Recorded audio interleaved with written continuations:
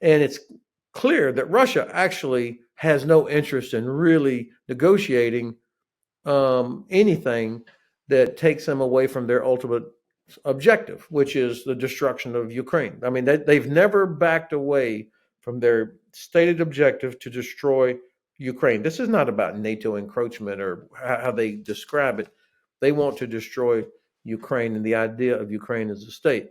They've never backed away from that. And so they're only going to actually negotiate and make any concessions if they're forced to. Hello and welcome to Frontline on Times Radio. Today we're discussing the war in Ukraine with Lieutenant General Ben Hodges. General Hodges served for 38 years in the US Army, commanding in Iraq and Afghanistan, and was the Commander US Army Europe from 2014 to 2017. Ben Hodges, welcome. Thank you very much for the privilege. What have you made of the US position on talks with Russia laid out at the Munich Security Conference? Well, I just literally an hour ago returned from Munich, and so it's still fresh in my mind things that I heard, and we're all trying to digest the conflicting messages, the mixed messages. Some things were would be changed the next day, walked back by the administration. So honestly, I'm not entirely clear on what the administration's plan is. I don't think anybody is. Um, and there's so many people trying to explain well why it's unclear, but the fact is it's uncertain. There obviously what we know as facts is that President Trump has spoken to President Putin. He has spoken to President Zelensky. Um, the His envoy to Ukraine, General Kellogg, I think mangled a response to a reasonable questions yesterday about where are the Europeans, how do they fit into this, and the way it came out was that Europeans are not going to be quote at the table, which is outrageous in and of itself. But I think that this is something that should not have become a big problem because there is no table. I mean, this is not the 18th century where they're all sitting around the table over a map and say, you can have that, you can have that. It's a virtual thing. And I think that Europeans should be demanding that the White House hear their concerns because Europeans, including UK, are going to have to deal with the consequences of whatever kind of arrangement is made, assuming that the Ukrainians even accept it. I mean, the U.S. and Russia cannot force Ukraine to accept an outcome. So anyway, the bottom line is that there's a lot of uncertainty, and there's people are anxious. But I think as we can digest it a little bit more, that there are some of the contours are beginning to come into a little bit more clarity. And US officials are now expected to meet Russian counterparts in Saudi Arabia in the coming days. There is a suggestion from Russia that lifting sanctions even could be discussed. Is that realistic? And I mean, if it is, how damaging could that be for the security situation in Europe? Well, look, first of all, this is not something that's going to get done right away. I don't believe. Trump said he'd get it done in 24 hours, maybe even before he took office. Obviously, that didn't happen. Nobody believed that. And then we heard 100 days from General Kellogg. I seriously doubt that. In fact, there's going to be a lot of things going on, but the whole process is going to take a lot longer. Now, and because of that, and because there is no clearly discernible pattern, I think we're going to have a lot of sharp left turns, sharp right turns. People are going to back away from things they said before. This is not going to be a normal sort of process. And it's clear that Russia actually has no interest in really negotiating anything that takes them away from their ultimate objective, which is the destruction of Ukraine. I mean, they've never backed away from their stated objective to destroy Ukraine. This is not about NATO encroachment or how they describe it. They want to destroy Ukraine and the idea of Ukraine as a state. They've never backed away from that. And so they're only going to actually negotiate and make any concessions if they're forced to. So I think that we should look at the negotiations or the process in sort of three phases. Right now, we're in the preparation phase, which means everybody's arguing about who gets a seat, who's going to participate, what are red lines for Europeans, what's the EU's role, what's Ukraine's red line, figuring all these things out. Meanwhile, Russia is launching significant attacks now. Today was a very busy day of Russian attacks. So this is going on, and Ukrainians, of course, are not just sitting on their hands. So both sides are going to want to be in the best possible position. So we're in that preparation phase now. Um, the second sort of phase will be a ceasefire. Honestly, I think this is months away. Um, if it's going to happen, it's months away, um, because nobody believes that the Russians would ever live up to any agreement or that they would respect any sort of ceasefire. They've never have unless they're forced to, which means you have to have the combination of a real force that's there that can deter Russian attempts to violate any ceasefire. And you also have President Trump has more leverage over Putin now than he has ever had.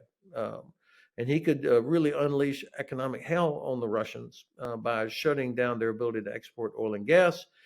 He could open up the floodgates on aid to Ukraine. There are quite a few things actually that the president could do.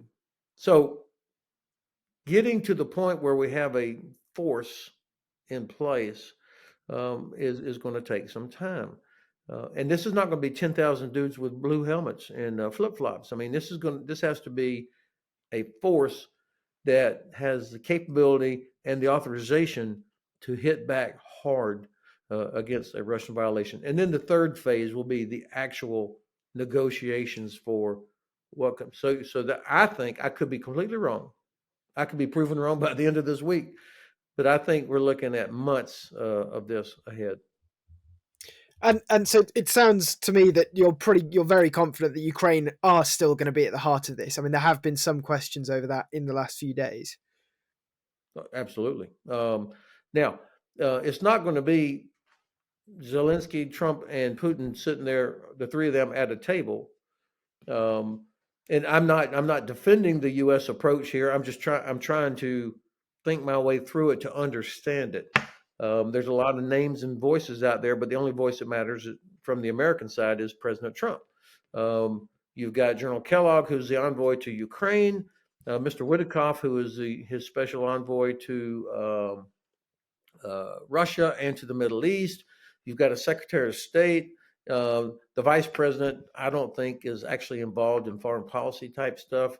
Secretary of Defense has a particular lane, but at the end of the day, it's only um, what the president. I mean, it's going to be him, and so this is not going to be in a typical sort of straight line, or I should say linear kind of approach to negotiations, and it could go sharp left or sharp right at any time, which is going to be extremely frustrating as we all try to follow what's going on.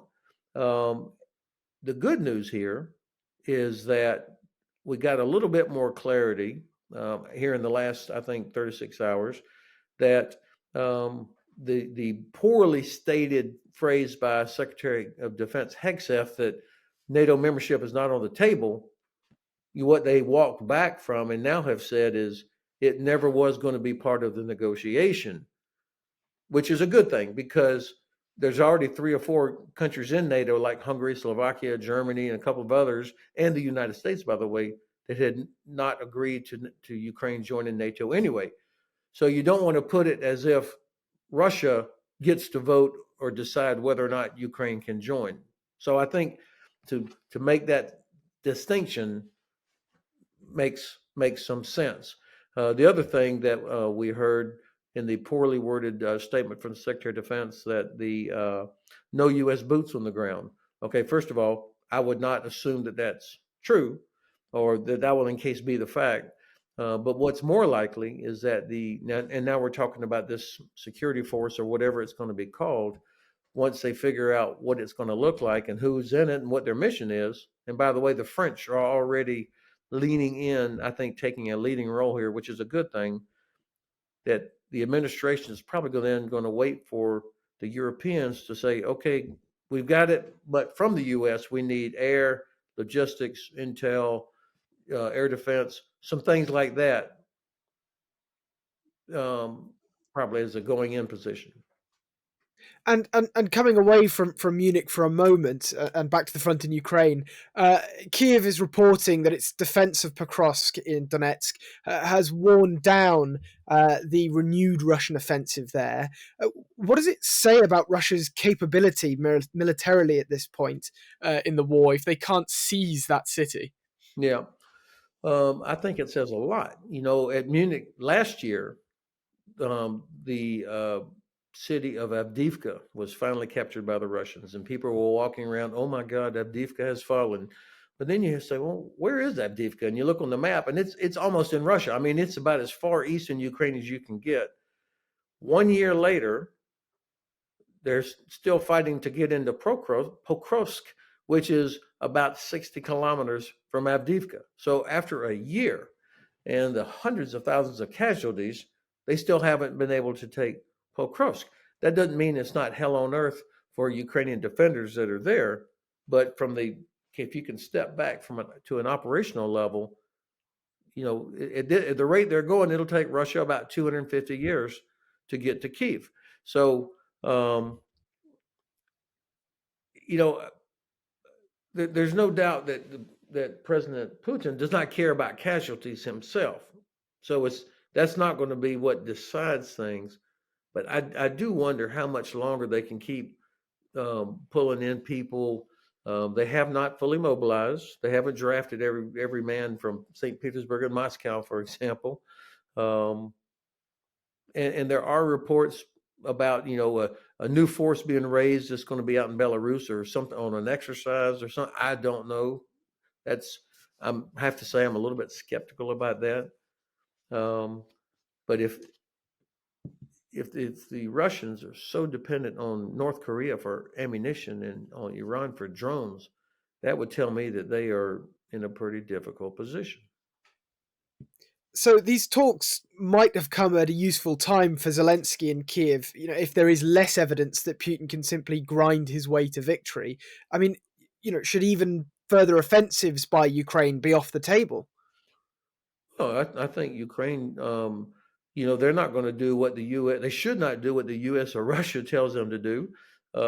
They will continue to be dependent, of course, on ammunition and other stores coming from allies and partners.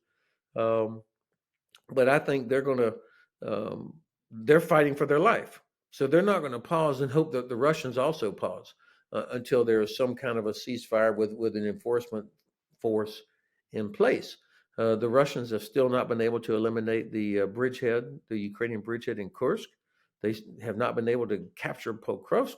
Um, yes, of course, they're making very tiny incremental gains around the edges, but nothing that's a threat to Kiev itself, for example, or somehow that the Ukrainians are going to be defeated.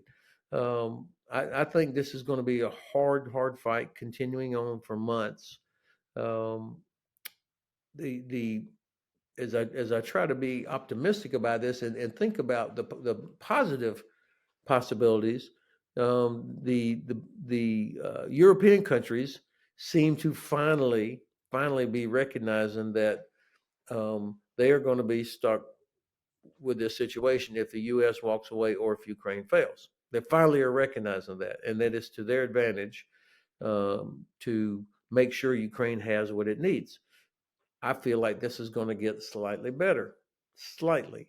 In the meanwhile, the president of the United States does have some tools he can use. He is not going to want to be the loser here. He is not going to want to be ignored by the Russians or for the Kremlin to show any sort of disrespect by disregarding what he's trying to do. And so he has some serious economic tools, increase sanctions. He could lower global oil prices through a variety of means, which would help the United States and would significantly diminish Russia's economic capability. Um, and of course the continuation of support to Ukraine, as we've already talked about. And you mentioned the European nations there. There is, of course, this emergency meeting coming in the next week of European nations on Ukraine and European securities. I mean, is there anything you'll be looking for in terms of announcements from these European nations that'll show that they're taking security a bit more seriously in the way that Pete Hegseth has called for in the last few days? Well, what should happen is that the French president or some other serious European leader should say, we are leading the planning. We are going to start doing the work necessary to create a force that would be capable of enforcing a ceasefire. And we're going to start training. We're doing these. I mean, that would signal a serious effort. Um, right now, about 70% of the ammunition that is produced in Europe goes to customers in Africa and the Middle East. If they were serious, they would start modifying these contracts, figuring out how to redirect that ammunition to Ukraine. I mean, there are hard, concrete steps that nations could take. This is what I would be looking for.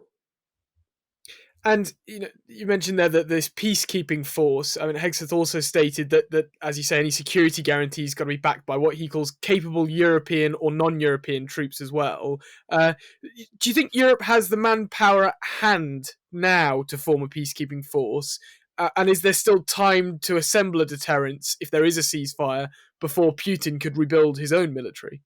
So, of course, the size of this force we won't know until they figure out what the mission is. People are talking about 50,000. Where the hell you come up with 50,000 from, or 200,000? I mean, you can't know the number until you know what they're supposed to accomplish, and it could be a big number. The point is, whatever that final number is, the most important considerations are: what is their mission? Number two, you have to have a unified chain of command. This can't be like a pickup game.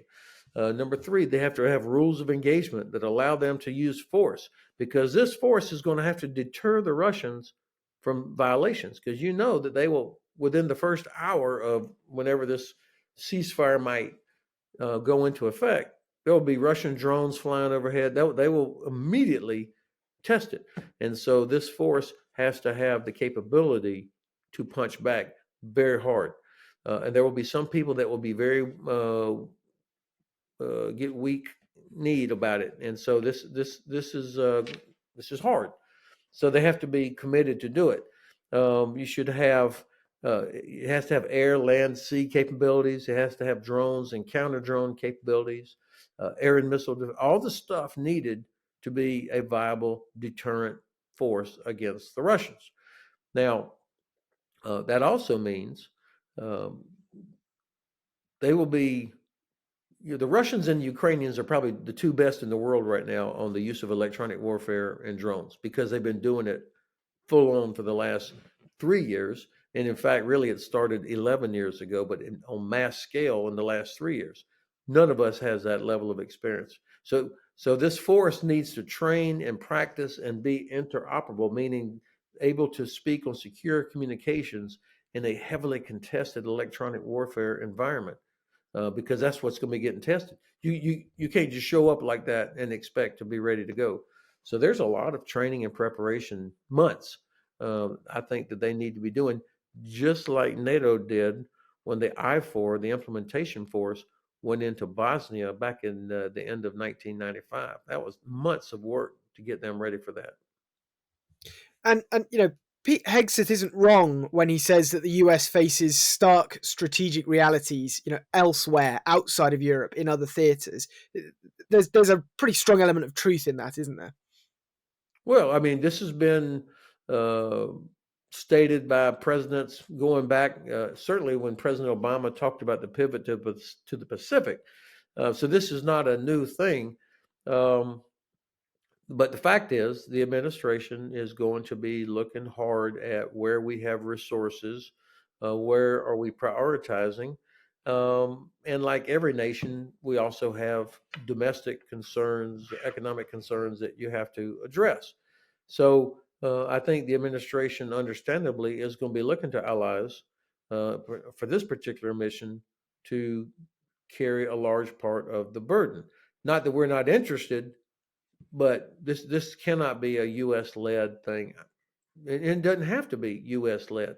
When you add together the combined armies or forces of France, Germany, Poland, UK, and others, that's a lot of troops. So it's not like they're not there. What's frankly absent, of course, is political will and leaders that would explain to their populations why this matters to them and why we have to do it. That's what I'm really looking for.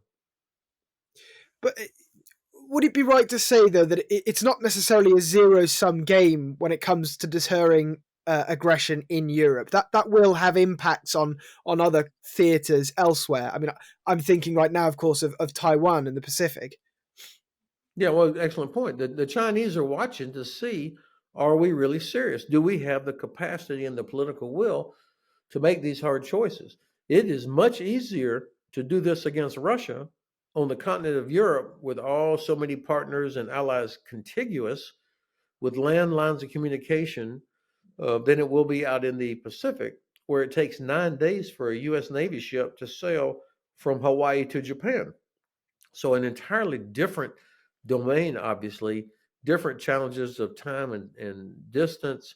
So, I think that if we can't get our act together here, if we can't isolate Iran, for example, if we can't isolate North Korea, if we can't stop a Russia, which is in huge economic trouble right now, then I don't think the Chinese are going to be very impressed. And I did just want to ask, what did you make of JD Vance's speech to European nations? I mean, he accused them of oppressing dissent on freedom of speech and other things. I mean, do you see that informing the US's stance anywhere on European security?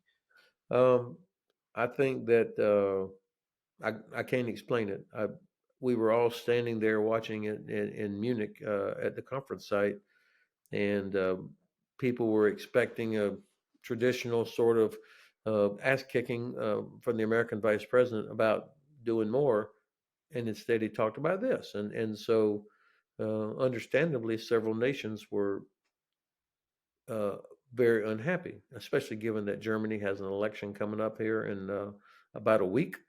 Um, in fact, it's exactly 1 week from today, and that's um, and it. I don't know what the reason for it was. I don't know who the real audience was. Um, Not many Americans are paying attention to what goes on at the Munich Security Conference, so I don't know. I can't explain it. So, to finish, General Hodges, under the conditions laid out as we've seen them so far by Trump's team, what security guarantees do you think Ukraine's allies should be focusing on now? For Ukraine, I think their security guarantee is going to come from making best use of the time that they have and of the resources that they have, continuing to stop the Russians, continuing to develop their ability to strike Russian oil and gas infrastructure, and the Ukrainian defense industry gets better and better. It's growing even while they are fighting. They're making some necessary changes, I think, to their command and control structure, and in working on their recruiting processes. So while they're fighting for their survival, they are making some necessary adjustments that they have to make. I think so. I think that uh, continued delivery of capabilities by partners to Ukraine, plus what they can do for themselves, making themselves to be a porcupine, indigestible, so that the Russians don't want to attack again. I think until we have something more substantial, um, forces, whatever, um, I think that's going to be the best it can do. General Ben Hodges, thank you very much for joining us today on Frontline. Okay, thanks again for the privilege.